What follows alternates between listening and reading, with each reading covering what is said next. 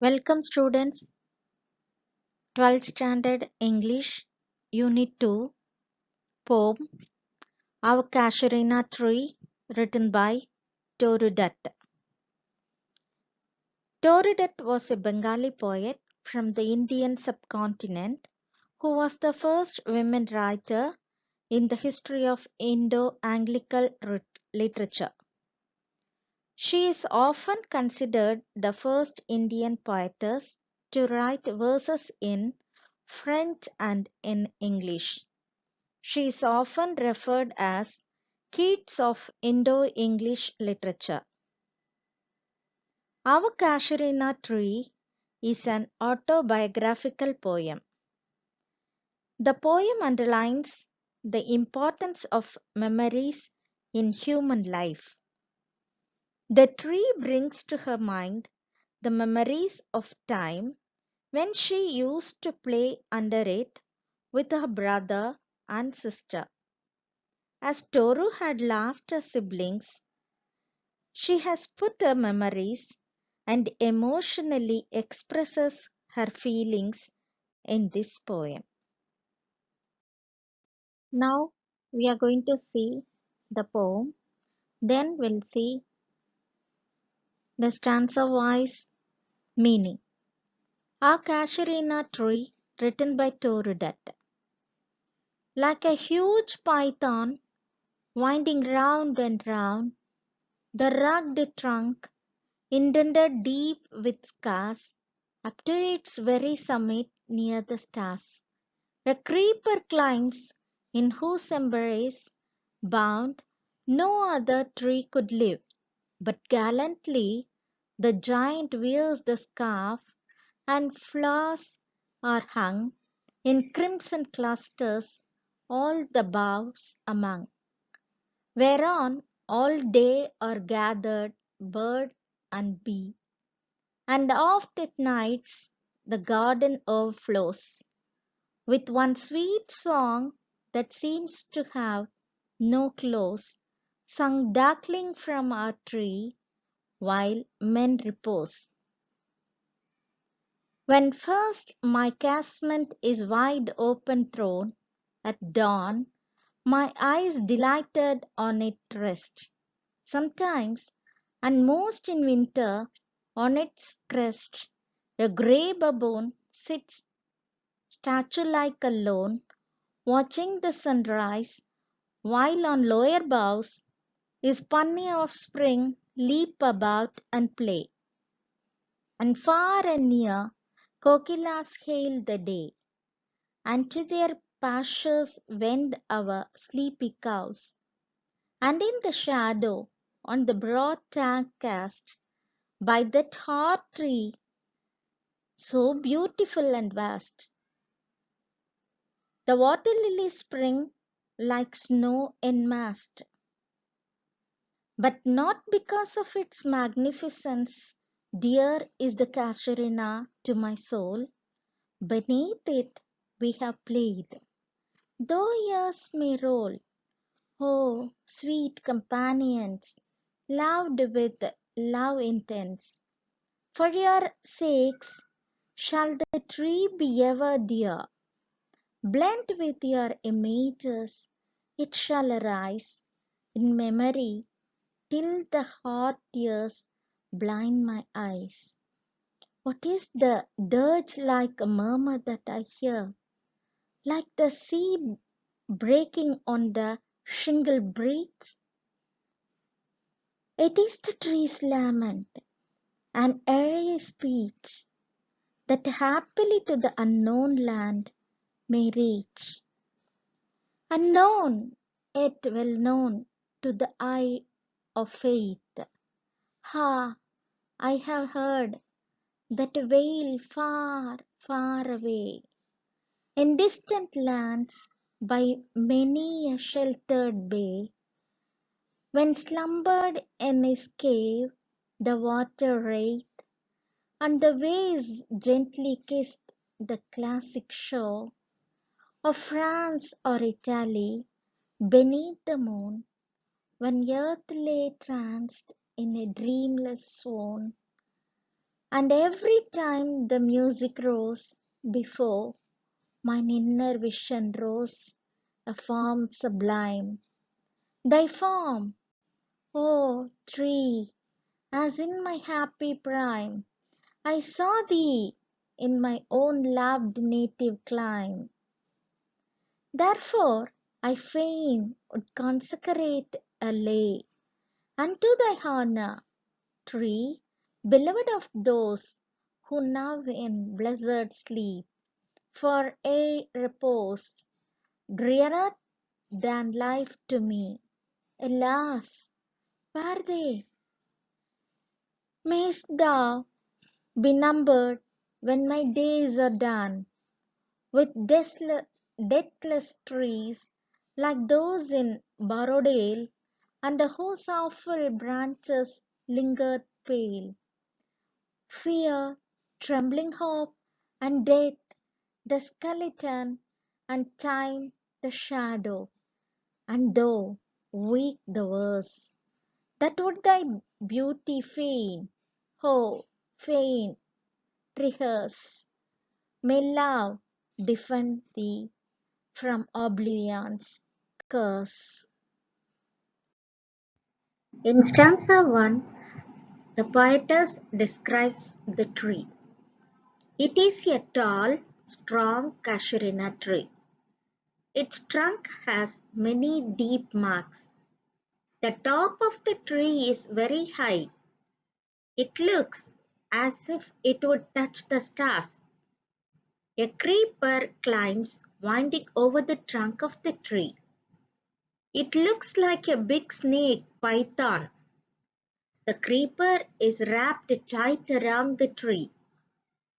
Any other tree so wrapped would die, but this casuarina is very strong. It manages to survive in spite of tight grasp. There are deep red-colored flowers on the branches of the tree. It looks as if the giant-like tree wearing a crimson scarf. Birds and bees come in large number and they rest on the tree. At night, everyone is asleep, but a lone bird keeps singing in the tree. The song seems endless. Now, let us see the appreciation questions and answers.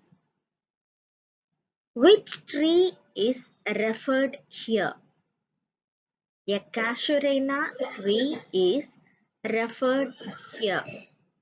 What is the creeper compared to? The creeper is compared to a python. How does the creeper appear on the tree? The creeper appears like a python. How does the tree survive the tight hold of the creeper? The tree is tall and strong, so it survives even the tight hold of the creeper. Why does Toru use the expression a creeper climbs? Toru uses the expression a creeper climbs to indicate the vertical growth of the creeper. Who is the giant here? The tall casuarina tree is the giant. Why is the scarf colorful? The scarf is colorful because deep red flowers bloom on the branches of the tree. Describe the garden during night. During the night, everyone is asleep, but a lone bird keeps singing an endless song from the tree. Stanza 2. Early in the morning, she opens the window and looks out. Her eyes a rest on the Casuarina tree. It is a matter of joy for her. In winter, a large monkey sits on the top of the tree and looks at the sunrise. The baboon looks like a statue. His young ones leap about and play on the lower branches of the tree. Songbirds like kokilas sing from far and near. They welcome the daybreak. The drowsy cows move slowly towards their pastures. There is a wide tank close to the tree. The shadow of the Casuarina tree falls on the tank. The surface of water in the tank is covered with water lilies in full bloom. It looks like a carpet of snow. Now, let us see appreciation questions and answers.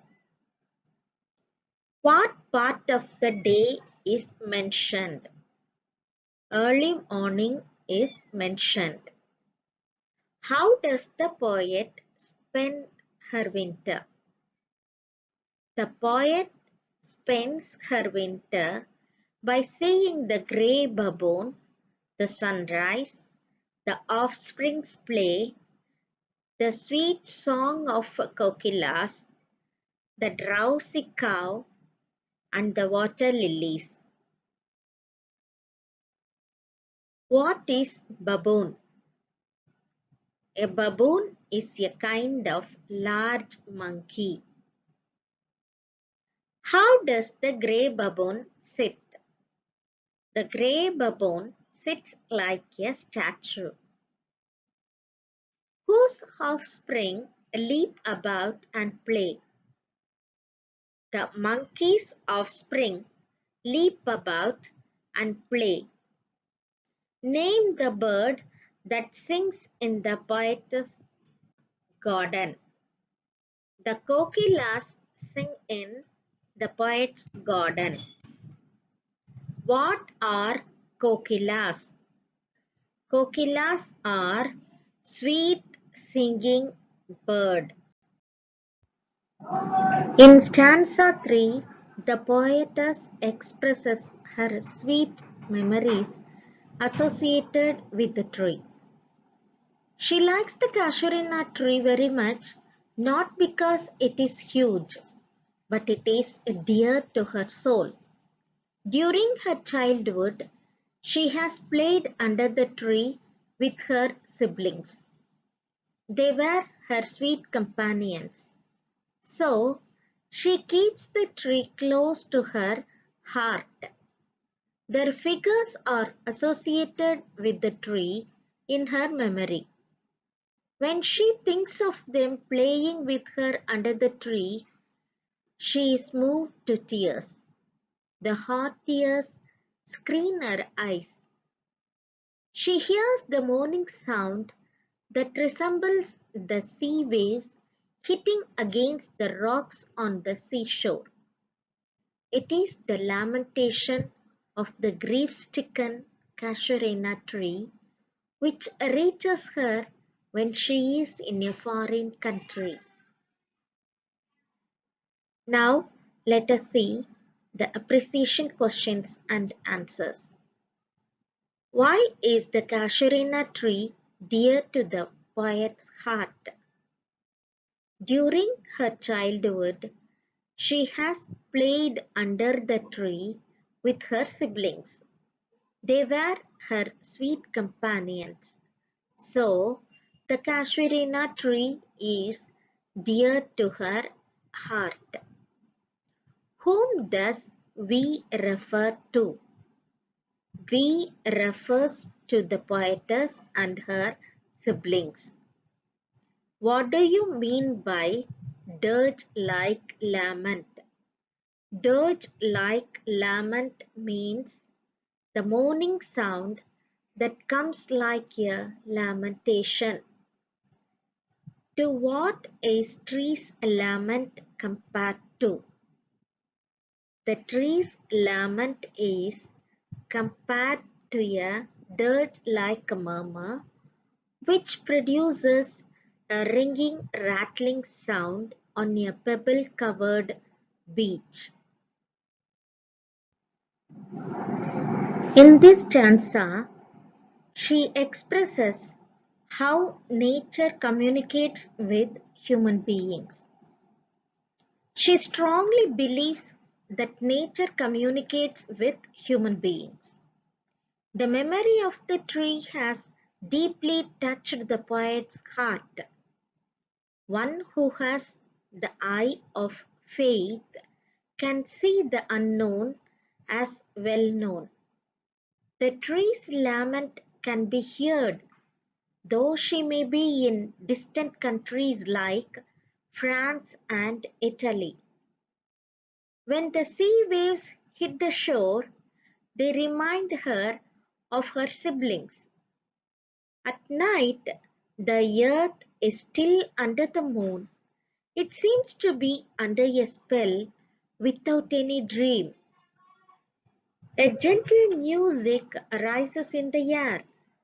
The glorious structure of the tree is visible to her in her mind. It is as if she saw the tree when she was a child in her native place. Appreciation questions and answers. Does nature communicate with human beings? Yes, nature communicates with human beings. What does the Casuarina tree symbolize? The Casuarina tree symbolizes everlasting love and friendship. Finally, the poetess makes the tree an everlasting holy thing. She consecrates the tree's memory to her loved ones who are in blessed sleep. She immortalizes the tree through her poem like the poet Wordsworth who sanctified the yew tree of Borrowdale in verse. She expresses her wish that the tree should be remembered out of love, not for fear, hope, death, or skeleton. Forgetfulness may be a curse, but her love for the tree will keep it fresh in her memory. Let us see appreciation questions and answers. What has Wordsworth sanctified in his poem? Wordsworth sanctified the yew tree of Borrowdale in his poem. To whom does Torudet want to consecrate the tree's memory? The poet consecrates the tree's memory to her loved ones who are in blessed sleep. What do you mean by blessed sleep? Blessed sleep means eternal sleep or death. The Casuarina tree will be remembered forever. Why? The tree will be remembered out of love, not for fear, hope, death, or skeleton. Her love for it will keep it fresh in her memory. What does the expression fain convey? Fain conveys eagerness and joy, which the poet once experienced with her siblings. What does the poet mean by the expression, may love defend thee from oblivion's curse? May love defend thee from oblivion's curse means forgetfulness may be a curse, but her love for the tree will keep the tree fresh in her memory.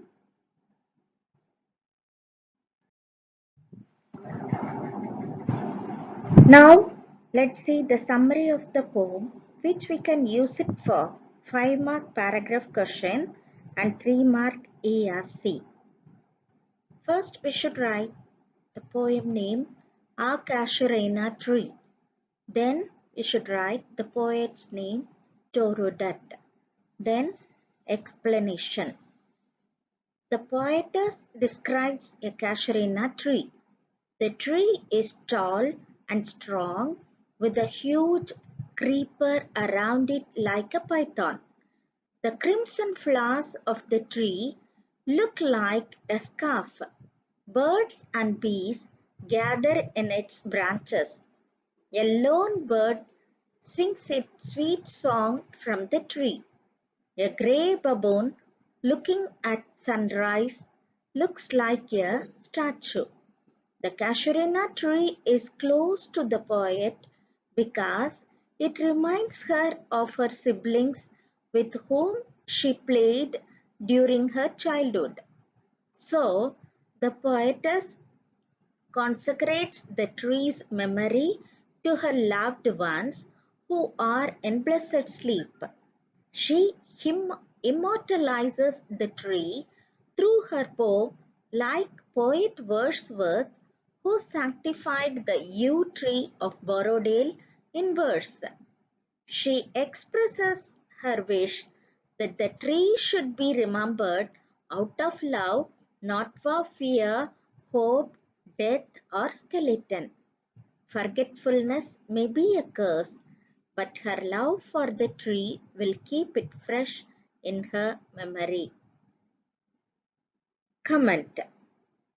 Study nature, love nature, stay close to nature. It will never fail you. Figure of speech. Zoomorphism. It is the shaping of something in animal form or terms. Here, the climber is describing in animal term, that is, as a python. This is used to illustrate movement, making the tree seem more actively alive and also implying movement. This is a subtle indication of the process of life. This figure of speech employed in line number 1 and 2.